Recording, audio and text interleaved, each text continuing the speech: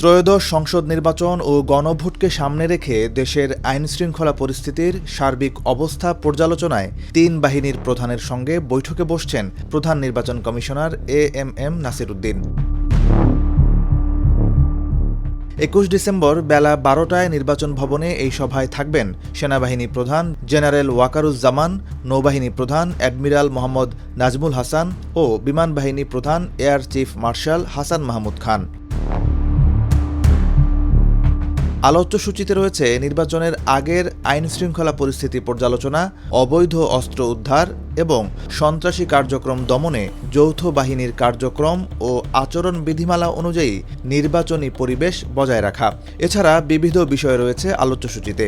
সভা শেষে আইনশৃঙ্খলা বাহিনীর ঊর্ধ্বতন কর্মকর্তারা আইনশৃঙ্খলা পরিস্থিতি, অবৈধ অস্ত্র উদ্ধার, যৌথ বাহিনীর কার্যক্রম ইত্যাদি সম্পর্কে সংবাদ মাধ্যমকে ব্রিফ করবেন বলে জানা গেছে। ইসি কর্মকর্তারা জানান, সভায় দেশের বর্তমান নিরাপত্তা ব্যবস্থা এবং নির্বাচনের আগে শান্তি শৃঙ্খলা বজায় রাখার বিষয়ে বিস্তারিত আলোচনা হবে। স্বরাষ্ট্র সচিব, সশস্ত্র বাহিনীর বিভিন্ন পর্যায়ের শীর্ষ কর্মকর্তারা এবং আইনশৃঙ্খলা রক্ষাকারী বাহিনীর প্রধান এবং তাদের প্রতিনিধিদের উপস্থিত থাকতে চেয়ে ইতোমধ্যেই চিঠি পাঠিয়েছে ইসি।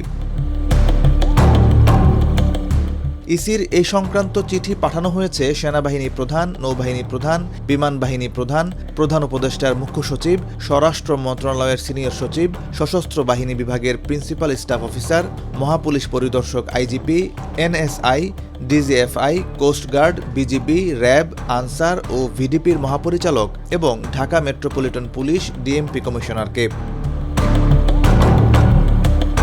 ত্রয়োদশ সংসদ নির্বাচন ও গণভোট ঘিরে এবার ভোটের আগে পরে ৫ দিন আইনশৃঙ্খলা বাহিনী মোতায়েন রাখার সিদ্ধান্ত নেওয়া হয়েছে।